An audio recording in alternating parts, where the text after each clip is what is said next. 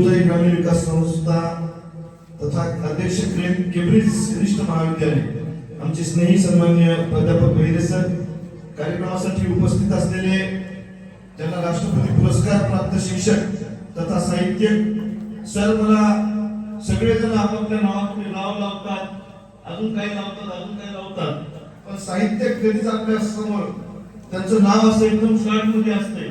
तसंच आपल्या कर्तृत्व मोठं असलं तरी नाव छोटं ठेवण्यामध्ये ज्यांना अभिमान वाटतो तसे आमचे मार्गदर्शक शिवा कांबळे सर, कार्यक्रमासाठी उपस्थित असलेले माझ्या सोबत आलेले पूर्ण सहकारी साखर कारखान्याचे संचालक ज्ञानेश्वरजी बेंडे साहेब, कार्यक्रमासाठी उपस्थित असलेले आपले कामने काका, आपल्या कॉलेजचे प्राचार्य सन्माननीय जगतापजी, उपप्राचार्य वानखेडेजी, समन्वयक Rajgure sir, Karve sir, Mohite sir, Barge madam, Upalwar sir, Narwadeji, आमचे कमळू सर, चव्हाण सर, सन्माननीय व्यासपीठ, समोर जमलेली सगळीच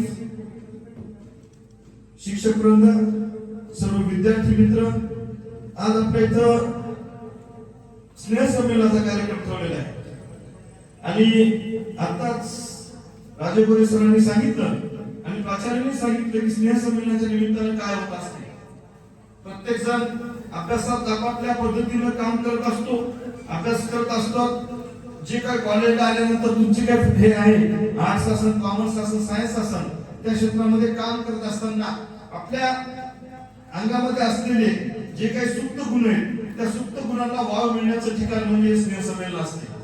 मी तुम्हाला अभिमानाने सांगतो, माझ्यासारखा कार्यकर्ता सुद्धा ज्यावेळेस कॉलेजला होतो त्यावेळेस आमचं हे सगळं करिअर बनवण्याचा कार्यक्रम म्हणजे स्नेह संमेलनाचा कार्यक्रम असतो. आपापल्या जीवनामध्ये आपण काम करत असताना आपल्या ज्या काही अदर ऍक्टिव्हिटीज असतात त्यासोबतच त्यांना कोणाला वेगवेगळ्या खेळामध्ये इंटरेस्ट असेल, कोणाला वेगवेगळ्या कामामध्ये इंटरेस्ट असेल, हे सगळं करत असताना या स्नेह संमेलनाच्या निमित्तानं आपल्या या सगळ्या क्षेत्रामध्ये आपलं जे काही उल्लेखनीय कार्य आहे ते दाखवण्याचं एक ठिकाण म्हणजे स्नेह संमेलन असते. पण मी विद्यार्थ्यांना एवढंच सांगतोय, स्नेह संमेलनामध्ये आपण भाग घेतला, स्नेह संमेलनामध्ये घेतल्यानंतर आपापली कला आपण सादर करण्याचं काम करतोय. कुणी कवितेमध्ये पारंगत असतो, कुणी नाटकामध्ये पारंगत असतो, कोणाला सिनेमाचे गाणे येत असतील. पण हे सगळं करत असताना आपल्या अभ्यासाला महत्व देण्याचं काम आपण केलं पाहिजे. हे करत असताना आपल्या आई वडिलांचे जे काही स्वप्न त्यांनी आपल्या संबंधित ठेवलेले असतात आणि हे घडविण्याचं वर्ष असते. या 5 वर्षात जर तुम्ही मेहनत केली तर पुढचे 40 वर्ष तुमचे हे निश्चित चांगले जात असतात. त्यामुळे या विद्यार्थी मित्रांना मी पुन्हा एकदा या स्नेह संमेलनाच्या निमित्ताने शुभेच्छा देतो. आज आपल्या इथं तुम्ही इथं 12वी पर्यंत कॉलेजचं 12वी पर्यंत आहे. केम्ब्रिज कॉलेजची जडणघडण मी बघितली. एक एवढंसं लावलेलं रोपटं जे बहिरे सरांच्या माध्यमातून आज वटवृक्ष होण्याच्या मागे लागलेले आहे. 2-2.5 हजार विद्यार्थी या शाळेमध्ये आणि कॉलेजमध्ये ते शिकतात. कित्येक तरुणांना इथं नोकरी लागलेली आहे. पण हे सगळं करत असताना या कॉलेजचं त्यांनी दरवर्षी स्नेह संमेलनाचा कार्यक्रम असतो, अदर ऍक्टिव्हिटीज मध्ये सुद्धा कॉलेजच्या माध्यमातून सगळे शिक्षक वृंद अत्यंत उत्कृष्ट पद्धतीने काम करतात. आज पुढच्या काळामध्ये तुम्हाला जे काही नवीन याच्यामध्ये पदार्पण करत असताना जर माध्यमातूनच विद्यार्थी पुढे येत असतात आणि भविष्याच्या उज्ज्वल पटाकडे ते मार्गस्थ होत असतात. आणि म्हणून या स्नेह संमेलनाचं आगळं वेगळं महत्व आहे. विद्यार्थी मित्रांनो, खऱ्या अर्थानं तुम्ही भाग्यवान याच्यासाठी आहात. आता आमदार महोदय म्हणाले, छोटस लावलेलं रोपट आज या रोपट्याचा वटवृक्ष होतो आहे.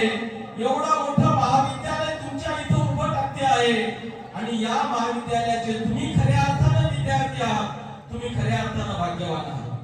आणि म्हणून विद्यार्थी मित्रांनो, माणसाच्या जीवनामध्ये चांगले शिक्षक, माणसाच्या जीवनामध्ये चांगले मार्गदर्शक, माणसाच्या जीवनामध्ये चांगले संस्कार फेरणारे चांगले माननीय महोदय की विद्यार्थी मित्रांनो, किती प्रज्ञावंत शिक्षक तुम्हाला मार्गदर्शन करतात, किती गुणवान शिक्षक तुम्हाला मार्गदर्शन करतात. आणि म्हणून विद्यार्थी मित्रांनो, आपण त्यांचे सगळे गुण घेण्यासाठी माणसानं सातत्यानं धडपड. विद्यार्थी मित्रांनो, तुम्ही आम्ही सगळेच जण ग्रामीण भागातून आलेलो आहोत.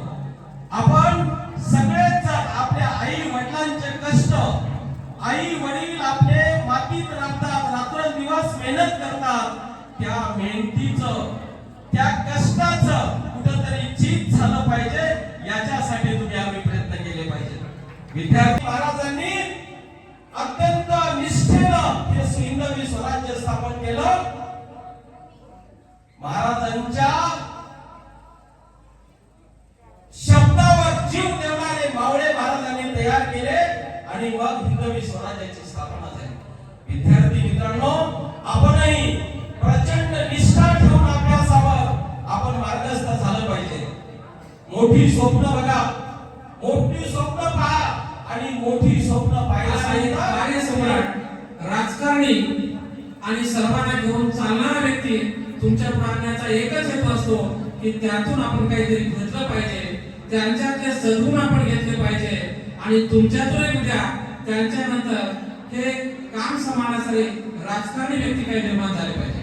कारण तुमच्यामध्ये बऱ्याच लोकांकडे राजकारणाचे गुण आहेत. ज्यांच्याकडे राजकारणाचे गुण आहेत त्यांच्या कामाची जर आपण थोडीशी पडताळणी केली, पाहणी केली तर त्यातून विकसित आपल्यालाही होता येतं आणि आपण 16वेच नाही किमान एक वेळ तरी निवडणुकीत लढून आपण जिंकू शकतो. एवढं जरी तुमच्यामध्ये आत्मविश्वास निर्माण झाला तर निश्चितपणे या कार्यक्रमात सार्थक होतं.